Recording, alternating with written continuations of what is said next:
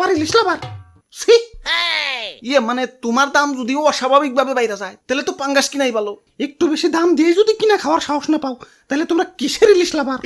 দাদারা আমার জন্য হাহাকার লাগাই দিছে আমার সংকটে তো ওদের দেশে আমার দাম 5,000 টাকা পর্যন্ত চলে গেছিল তা ওরা কিনা খাইছে ভালোবাসলে ওদের মতো ভালোবাসবা তা না খালি কও দাম কমাও হট, তখন দেশে থাইকা কি আমার দাম কমাম রে যা ভাগ ডিস্টার্ব করিস না ওরে বাপুরে ইয়ে দেশে এমনি যে ইলিশের দাম এখন ইলিশ যদি বারো জায়গা ইয়ে দাম তো আরো বাইরে যাইব ইয়ে যেমনি হোক ওরে আটকাই তুইব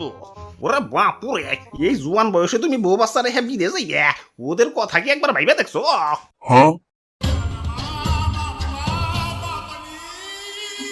ইয়া নিজের দেশটা ভালোবাসতে হয় ইয়া মানুষের নিজের দেশের জন্য জীবন উৎসর্গ করে দিতেছে আর তুমি দেশটাকে বিদেশ যাইতেছ